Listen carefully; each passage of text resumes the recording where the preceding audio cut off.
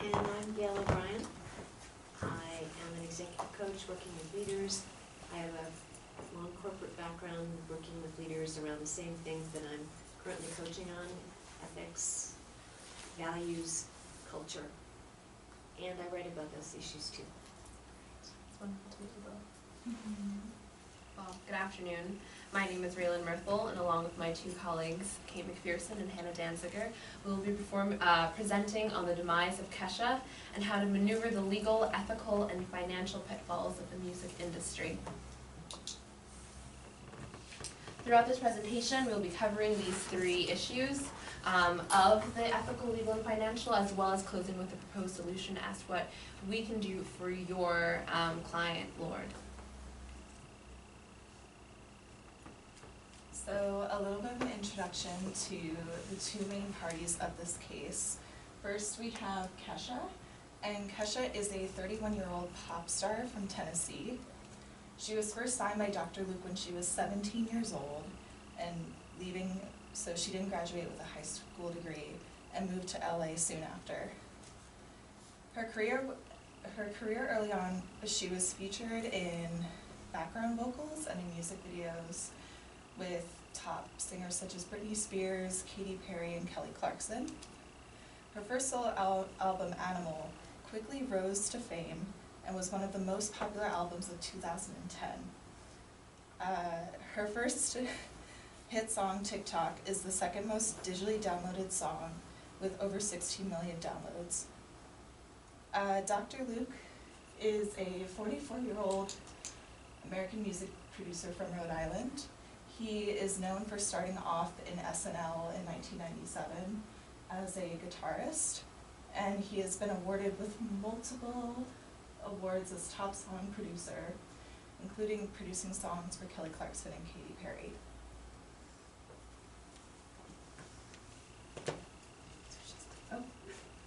So we've included a timeline that relates to this case, starting in 2005 when Kesha signs with Dr. Luke, and then you'll see a pattern where Kesha has been accusing Dr. Luke of various crimes, and then her cases have been dismissed in multiple occasions with the court. So for example, the first lawsuit in 2014, and then an injunction, both which were denied and dismissed by the courts, and then a recent amendment request where Kesha has requested to include financial crimes in her allegations against Dr. Luke, which was also denied.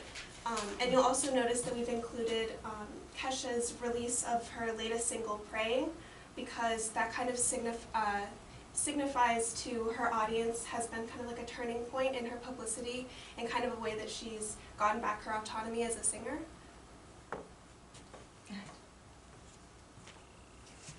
So, for your artists to flourish and to succeed under your industry, their producers should be aware of their safety and their livelihood, as well as basic human needs for your artists. In Kesha's case, many of her basic human needs, such as her physical and emotional safety, were violated by Dr. Luke for over a decade. These allegations started in 2005 when Kesha's mother received a call from her daughter saying that she sustained injuries from an alleged rape from Dr. Luke, saying that she was sore, that she was confused because she was drugged, and that she was naked. And she also said that she was so ill that she actually considered going to the hospital, but ended up not going afterwards. In between that time, there isn't much known about what happened between 2005 and 2011, but in 2011, it was revealed that Dr. Luke had made certain sexual advances against Kesha that threatened her physical safety and her livelihood. And then in 2014, we see that Kesha checks into a rehab facility for an eating disorder as a result of Dr. Luke's emotional abuse against her. Many of these claims, according to Kesha's mother, said that Dr. Luke forced Kesha to lose weight, as well as physically and sexually abusing her, using claims such as, "Your career will not continue unless if you lose weight." As a result, in the climax of October in 2014, Kesha's lawsuit against Luke accused him of long-term emotional and psychological abuse involving fat shaming and other neglective language. Kesha's mother claims that Sony put Kesha in physical danger by allowing her to work with Dr. Luke without any way of escape. And this also put other artists under Sony's contract also in danger as well. Emails revealed that as evidence that Luke emotionally abused Kesha, including statements such as A-list songwriters and producers are reluctant to give Kesha their songs because of her weight. As a result of these ethical offenses, Kesha had a really hard time flourishing under Sony and flourishing under Dr. Luke. And it wasn't until she broke away from him that she was able to gain control of her career once again. Thank you. So I will be talking about the official lawsuit that Kesha filed in 2014. Kesha files this explosive lawsuit in 2014 following the allegations that Kate was just talking about the party when she woke up the next day and phoned her mother and told her that she was sustaining these terrible injuries and she didn't know what was going on. So she brought that to the court in 2014. That same day, Dr. Luke filed a defamation against Kesha, her mother, Pei, the manager, and Jack Rovner for defamation. The appeal in 2016 was Kesha going to a court in New York City and trying to convince them that the contract that she was under with Dr. Luke was a form of slavery. For this way, she was giving so much work towards something that she was receiving nothing from. The words of her songs and performances were not of her own original creation, and therefore she felt like she was not being able to perform to her fullest extent, as my colleagues were just mentioning before. As well, in 2016, that same judge in New York City threw out her case, and so Kesha found herself once again stuck and locked under Dr. Luke's reign as her producer. In 2017, Kesha reached out to fellow artists who she thought she would be able to bring to the court, bring their testimony to the court to further strengthen her case. Unfortunately, Dr. Luke filed another defamation against Lady Gaga and her support, and right now we are waiting from the courts to see what will come of this particular legal lawsuit. But this is not the first time, not even with Dr. Luke. In 2009, Kelly Clarkson refused to co-produce her hit single from 2009 called My Life Would Suck Without You. And this was one of her top performing charts for her entire career, and she lost millions. She thought it was more important for her to stand by her ethical and moral obligations than to go ahead with Dr. Luke, who was going to get her all of these financial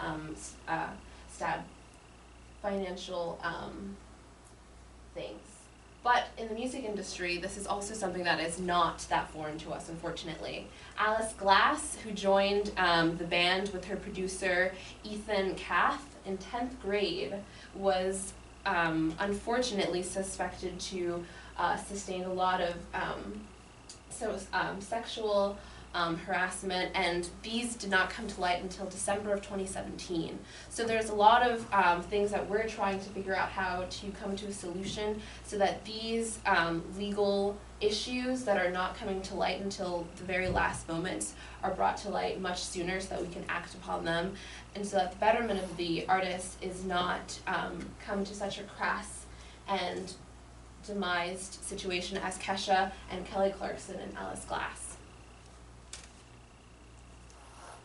So some of the financial implications of this case. So the case has been highly complicated because of the amount of money that's involved. You'll see that in 2010, Kesha was sued by her former managers for claims that she had owed them $12 million. And this comes back into play in 2017. I mentioned earlier that there was a case that Kesha made that insinuated that Dr. Luke had not given her money that she had earned through the production of her music. And this case was actually dropped because of $1.3 million that Kesha had not paid Dr. Luke back in the production. In addition, there's a lot of money that's going back and forth between other celebrities. For example, Taylor Swift donated $250,000 to Kesha's case, and $25,000 was raised via GoFundMe to help buy Kesha out of her contract with Dr. Luke. It's also important to consider the cost that hiring lawyers and publicists will bring on both sides, so both to Dr. Luke and also to Kesha. And you also should consider how this case will affect Kesha's source of income, so her breaking off with Dr. Luke, how that would affect her, and also how that would affect Dr. Luke. Now, our proposed solution is to have a few legal safeguards set in place for your client. Specifically, all actions regarding contracts should be cleared with a company lawyer. This way, we are not losing track of information that's going out to the public and other sources that have not been cleared with someone in that charged position. Secondly, we would like to have a clause put into contracts stipulating that contracts can be voided in the case of abuse. And this would only be able to work if there is sufficient evidence, whether from a physician or a witness. And we're also proposing experienced and intentional publicity when talking about cases like this.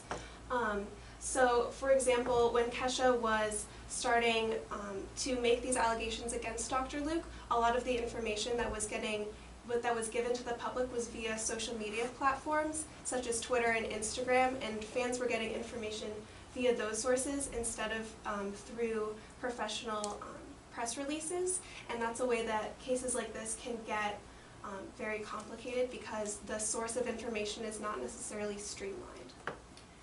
And our final suggestion for your record label is that any claims of sexual emotional abuse from your artist should be investigated as soon as possible. This would apply importance in the needs of safety of your artists as well as their well-being, and thus bringing up the wellness of artists in balance with social and welfare sections of your company as well as your economic growth. Now we open the floor to any questions that you may have for us.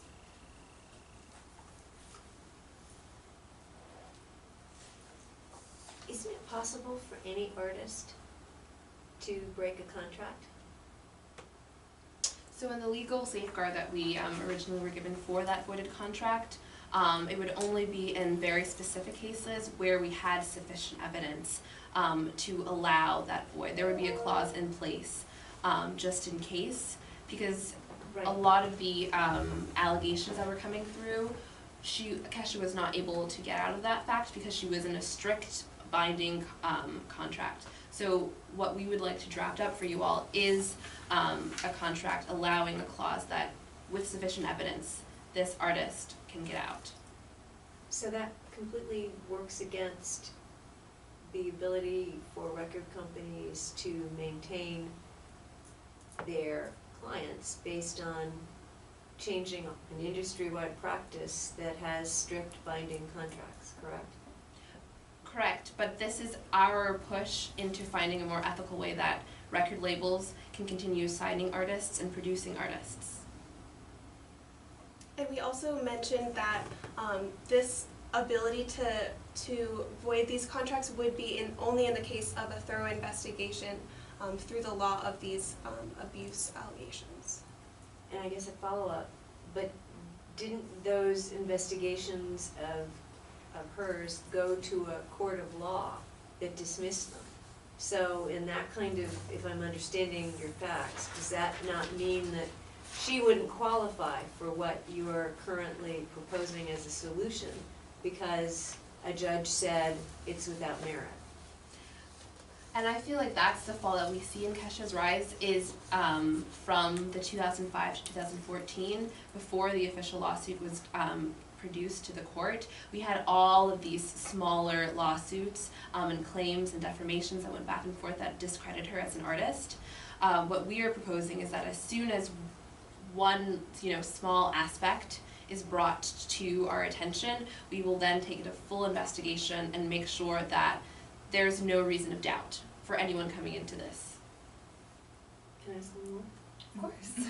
Are you asking that record companies impose a a sexual harassment policy so that people like Dr. Luke can't do what they're doing? Or are you just saying that you think that the contract clause is sufficient?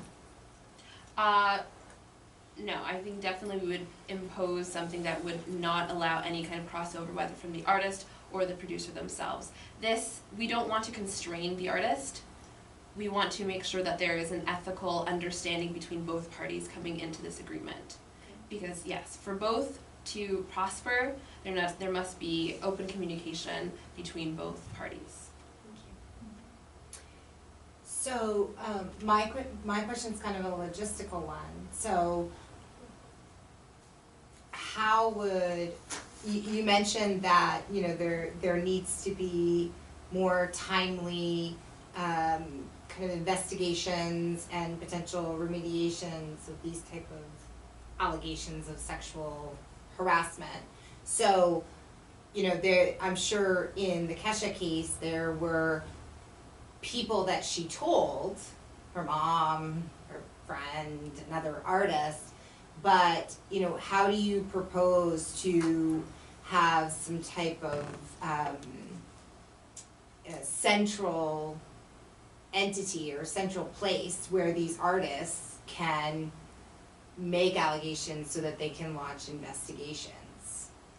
So us as the consulting firm, we would be that kind of center force. We would be the ones that would be able to get this allegation from your artist and take it and put our people onto the case so that everything is thoroughly investigated, because we don't want to have, as Hanna was saying, we don't want to have multiple sources leaking information.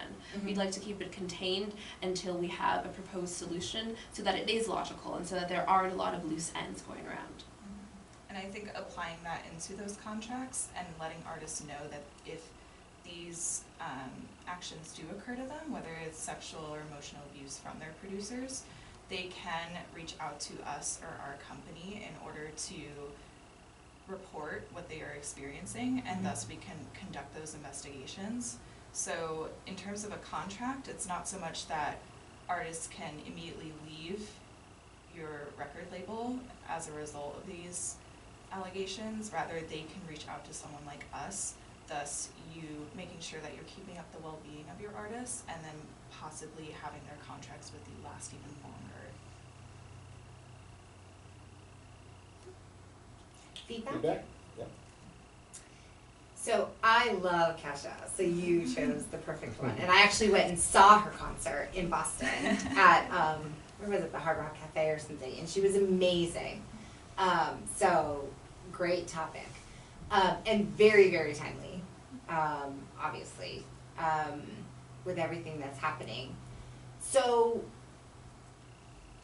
I think that you are, you make some really good suggestions to an industry that has not really, this hasn't been top of mind for them, right? So, and I think that it's time that this industry go in that direction. Not just the music industry, but film and TV and everything. So there should be places where our artists and employees can go to report, as you mentioned, and you know, thorough investigations and all of that. So that's really important and great idea, and I think there are probably consulting firms out there that are actually going, you know, down that road right now to increase this in the industry. I think there was one part, just a few things if you were to move forward. There was one part when you got into the financial part of it where I felt like you just brought in a bunch of financial numbers, and I would have liked to see you really focus on the financial impact to the record company. Because if I'm the record company, I don't care what Kesha's income is or what Dr. Luke's income is or how much money is being raised online. I care about what are my numbers for defense and what are my potential financial losses if we have to release Kesha because of what Dr. Luke did. And the costs and all of that. So I would really just focus the financial on that. That would be one thing that I would do. And then I think that another part of it is that you mentioned Lord, but that really quickly in the beginning, and then that didn't come up again. So I'm not quite sure why it's Lord specifically, or if what you're trying to say is Republic Records, whatever artists you are working with, this could be a potential risk.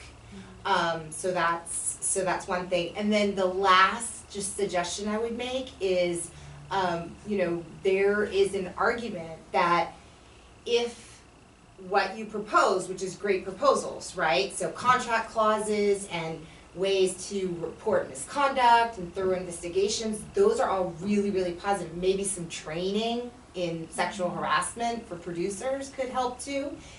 But I think that one point that you could make to convince the board is that we are more likely to sign, they're more like really interesting and high potential artists are more likely to sign with Republic Records if they feel like they're gonna be safe. And I think that's a huge point that would make a board of directors listen. But other than that, I think you guys did great and you had really good presentation. I really liked your presentation. For me, what was missing was I really didn't feel that you were holding the record companies accountable for the structure that you're talking about. I heard you talking about pieces of it, which are very important, but I think if you think about the Weinstein Company that's now in bankruptcy, obviously this record, whoever Dr. Luke's record company was, nobody was holding him accountable. And it feels as though this is the perfect time, based on Me Too and a whole lot of other things, for you to have hit harder. That is your responsibility as a record company. Your point is really well taken about Kesha, but what might have made it less controversial is you letting us, less controversial in terms of what happened to Kesha and all of that stuff. What might take away that piece of it is what I'm getting at, is for you to sort of start, safety is clear, for you to also start with the accountability of a record company for its producers. Yeah, make that link. And for you to talk about how that reflects on their personality, that reflects on their reputation, and the financial impact of going bankrupt, when eventually, yes, Dr. Luke got away for years, Weinstein got away for decades, but there are always tipping points that no record company can predict, and to know this stuff and to allow it to happen.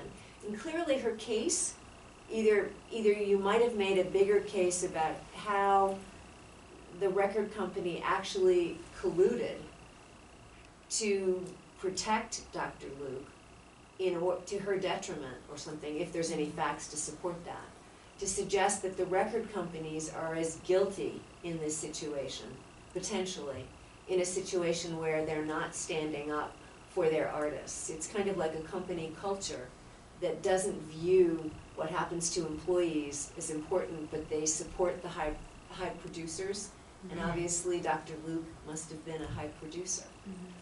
So I think your concept and the originality and how you have researched what you did was great. I'm just suggesting that you might think about the wholeness of it to be more powerful in, if you were making a presentation actually to a record company, how you would make it really hard for them to blow you off. Yeah, absolutely. I agree with Gail. I think, and she just made me think of something. I think if you were doing a presentation like this to a record company, talking about something like a Weinstein, talking about, NBC, or talking about there are a multitude of cases of companies where the CEOs have been accused of sexual harassment and assault, and then tying that into the financial losses, because at the end of the day, I think that's what's going to get people's attention, that this is your huge risk. But yeah, very well done and great topic. Thank you. And clearly for decades. Yeah. And for decades, that behavior was completely normal. It had to be, or they wouldn't have gotten away with it in so many different industries. And to remind people that the accountability factor that society is likely to give is vastly something they can't even research or predict right now. They can't know that the casting couch or the whatever somebody chooses. And your reference of slavery, I thought, was a really interesting one. It is that notion of holding someone absolutely, completely under full control is supposedly un-American. Yeah. Yeah. Nice job, thank you. Great job, thank you.